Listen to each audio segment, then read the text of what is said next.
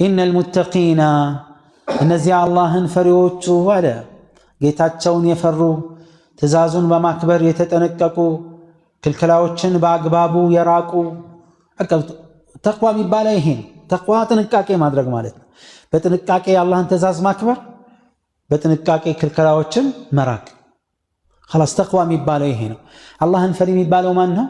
ይሄን የተገበረ ሰው ነው። አላህ ያዘዘውን ግዴታ በጥንቃቄ ወንድም ይሁን ሴት፣ አላህ የከለከለውን በጥንቃቄ የራቀና የተወ ወንድም ይሁን ሴት አላህን ፈሪ የሚባለው ይሄ ነው። አላህ ከነዚህ ያድርገን። ምንድነው ሽልማታቸው? ቃል አላህ ኢነል ሙተቂነ ፊ ጀናቲን ወነዒም አላህን የሚፈሩ አላህን ፈሪ የሆኑ ባሪያዎቼ በበርካታ ጀነቶችና ጸጋዎች ውስጥ ናቸው ይላል አላህ። ሱብሓነላህ ስፍር ቁጥር የሌለው ጀና አንድ ጀነት አይደለም፣ በርካታ ጀነቶች ናቸው።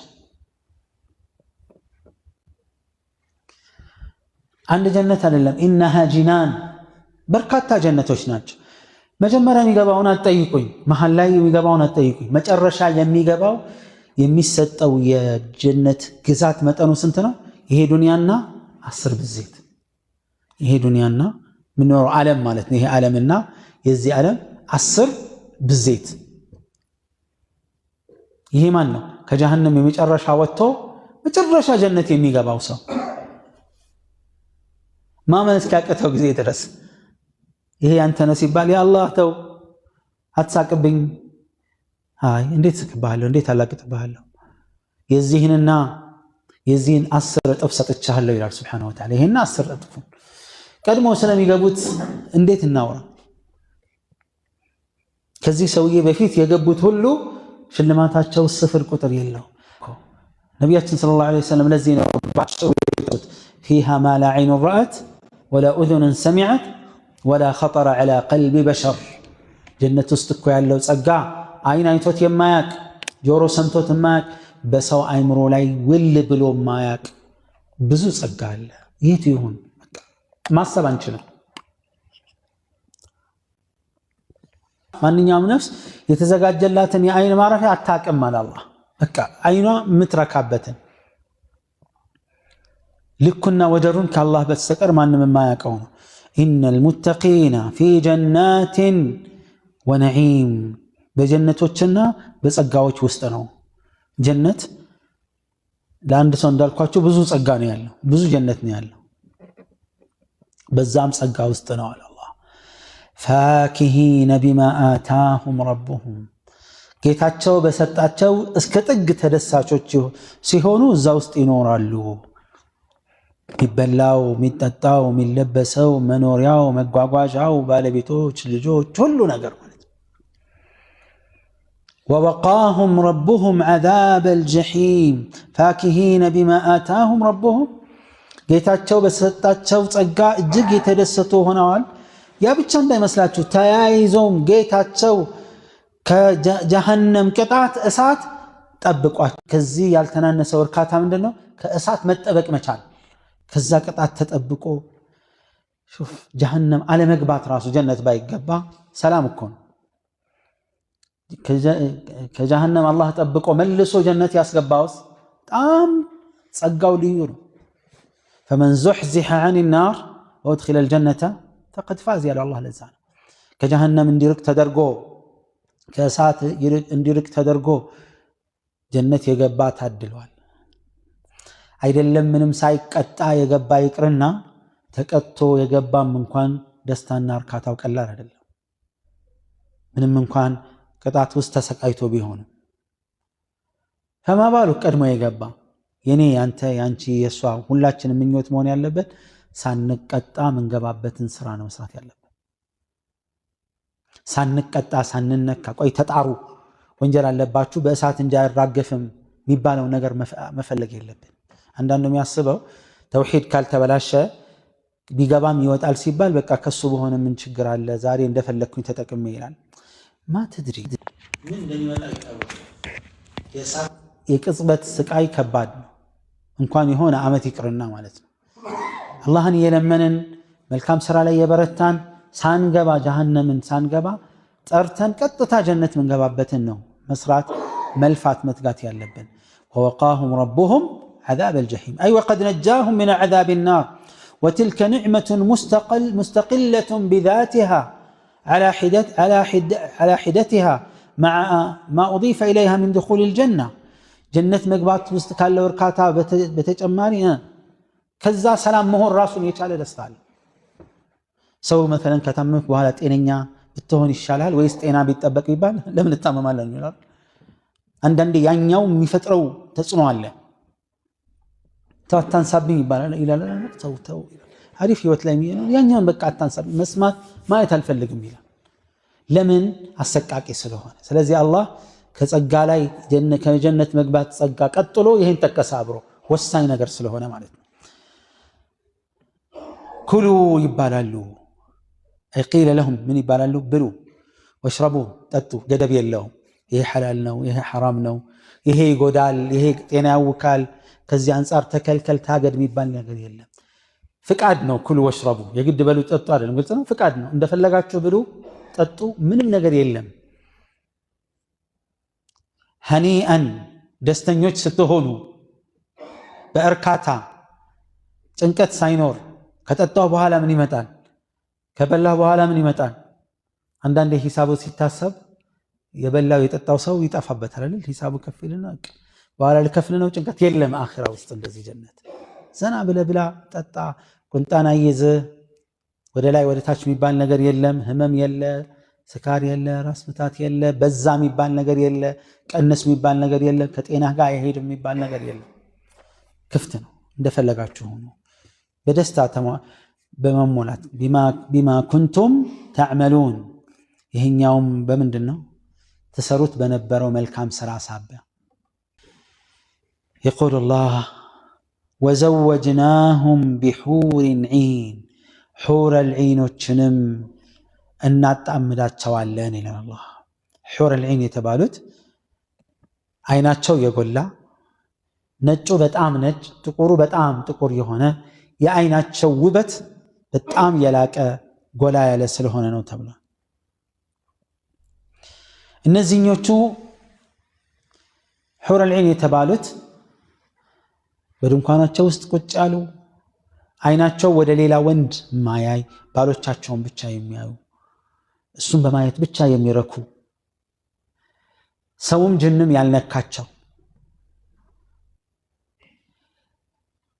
አማኝ ባለቤቱን ጀነት ይዞ ሲገባ ውበታቸው አማኝ ሴቶች የዱንያ አማኝ ሴቶች ጀነት ሲገቡ ከሑር العيኖች ይበልጣል ተብሏል። ከዱንያ አላህ Subhanahu Wa Ta'ala ሁለት ሴቶችን ይዞ እንዲገባ ያደርገዋል። ሑር العين ጀነት ውስጥ አሉ። መቀናናት የሚባለው ነገር የለም። መጥፎ ጥርጣሬና ስሜትም የለም። ሰውም ጅንም ያልነካቸው ለጀነት ሰዎች ብቻ የተዘጋጁ ናቸው። አላህ عز وجل ከሪም ወሷደል ከአላህ ዘንድ ያለው መስተንግዶ ግን ጠዩ የተሻለውን ነው የሚመርጠው። የላኛውን ውረድ ሳይሆን የሚለው ለላኛው ክብር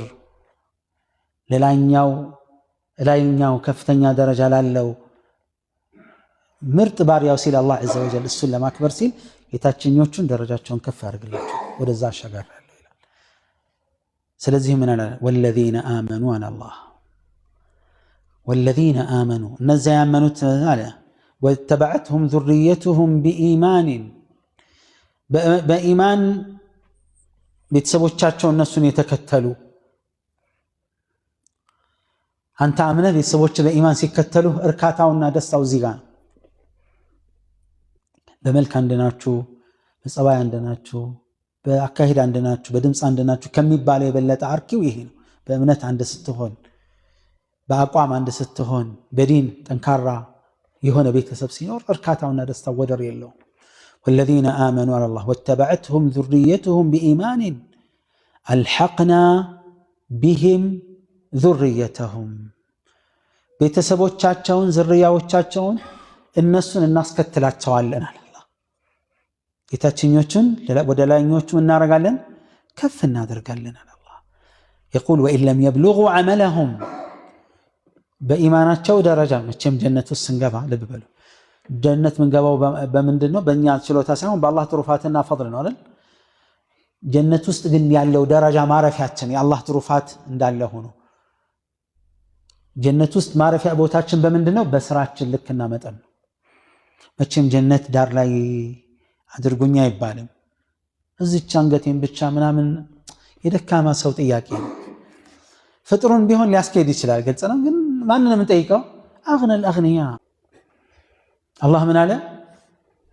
ከስራቸው አንድንም አናጎድልባቸውም። ከየትኞቹ? ከላኞቹ አጉድለን።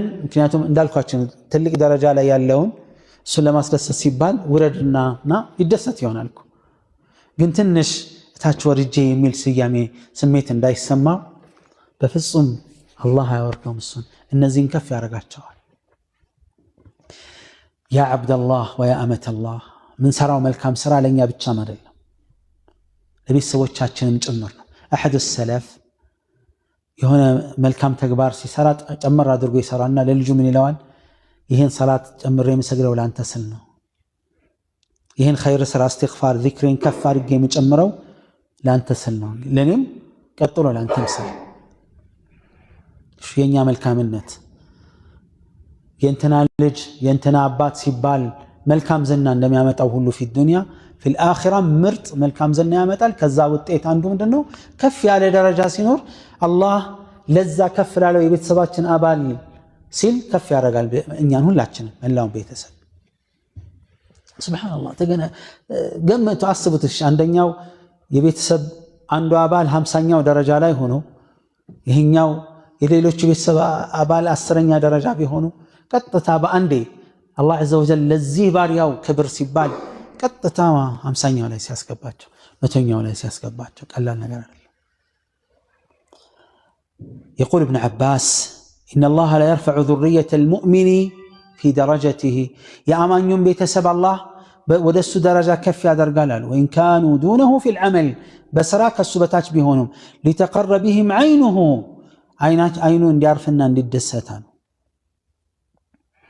كالزهن القرآن آية نببو إلى ابن عباس رضي الله عنهما بتلاقي زقبام يهين نقر متان. إمام أحمد وزقبت حديث يقول سألت خديجة النبي صلى الله عليه وسلم عن ولدين ماتا لها في الجاهلية. ناتت خديجة رضي الله عنها نبي عليه الصلاة والسلام تيكتش ساتشون كما قباتا بفيت هلت الجوج متوبين بار بلا تيكتش. فقال رسول الله صلى الله عليه وسلم هما في النار يساتنا تشالوا. فلما رأى الكراهة في وجهها قال لو رأيت مكانهما لأبغضتيهما.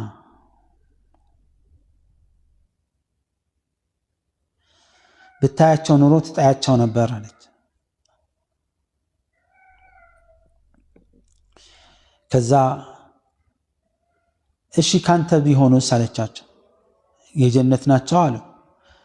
ከዛ ምን አሉ? ሙእሚኑና ልጆቻቸው ጀነት ውስጥ ይሆናሉ፣ ሙሽሪኮችና ልጆቻቸውም የእሳት ይሆናሉ። ثم قرأ والذين آمنوا واتبعتهم ذريتهم بإيمان ألحقنا بهم ذريتهم.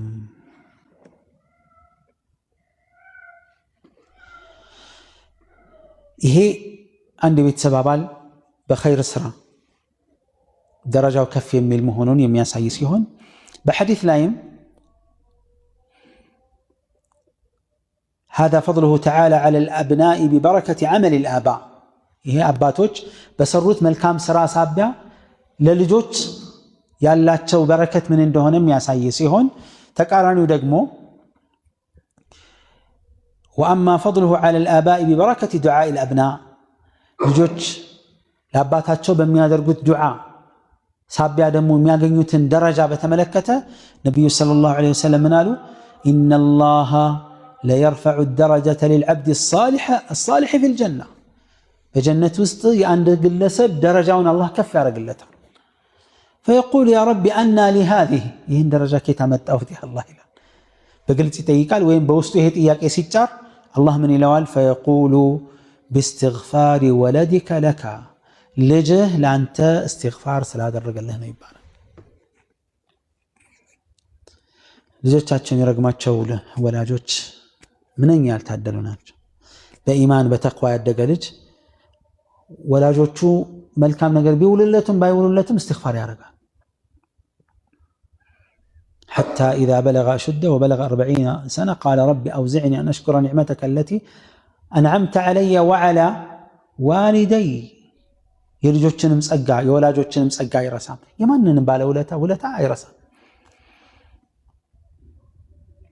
አያው ደግሞዋለሁ አያው የሚነግረው ምንድነው የወላጅ መልካም ስራ ለልጆቹ የሚተርፈው ትሩፋትን ነው የሚያሳየው ጀነት ውስጥ ከፍ ያለ ደረጃ እንዲያገኙ ምክንያት ይሆናቸዋል ልጆችም እንደዚሁ ለወላጆቻቸው መልካም የሚውሉበት ጊዜ አለ በምን ዱዓ ሲያደርግ ሰውየው ደረጃው ላይ ጀነት ላይ ደረጃው ከፍ ሲል ከየት አገኘው ሲል ልጅህ ዱዓ አድርጎልህ ነው استغفار አድርጎልህ ነው ይባላል ልጅ አይን ማረፊያ ሲባል ይሄ ነው ቤተሰብ አይን ማረፊያ ሲባል ይሄ ነው ወላጅ ሲሆን ይሄ ነው ጥቅሙ ማለት ነው ከዱንያ ሁሉ የበለጠ መጠቃቀም አኺራ ውስጥ ያለው የጀነት መጠቃቀም ነው ሱብሃንአላህ كل امرئ بما كسب رهين ሰው ሁሉ እያንዳንዱ ሰው በሰራው ስራ ተያዥ ነው አለ አላህ ሁሉም በሰራው ስራ ወንጀል ላይ ሰበብ እስካልሆነ ጊዜ ድረስ አንዱ በአንዱ አይነካም ኸይር ስራ ላይ ግን ተመልከት ለአንድ ቤተሰባዊነት ብቻ በስጋዊነት ብቻ ደረጃን ያገኛል አላህ ያኛውን ክብር ለመጠበቅ ሲባል ልክ ነብዩ አለይሂ ሰላቱ ወሰለም ቁርአን የሐፈዘ ልጅ يوم القيامه ወላጆቹን የክብር ዘውድ ያለብሳል አሉ አለይሂ ሰላቱ ወሰለም ልጅ ስለሐፈዘ ወላጆቹ ይሄን ደረጃ ያገኛሉ ኢዘን ቤተሰብ የሚሰሩት ኸይር ስራ ልክ ጥፋት ሁሉንም ሊያስወቅስ እንደሚችል ሁሉ በስምም ደረጃ እንትና ልጅ እንትና አባት ይያለ እንደሚተች ሁሉ በመልካም ስራ ላይ ያሸበረቀ ቤተሰብ ይደጋገፋል ይጠቃቀማል አላህ ለአንዱ ክብር ሲል ለአንዱን ከፍ ያደርጋል መጠቃቀም የሚባለው ይሄ ነው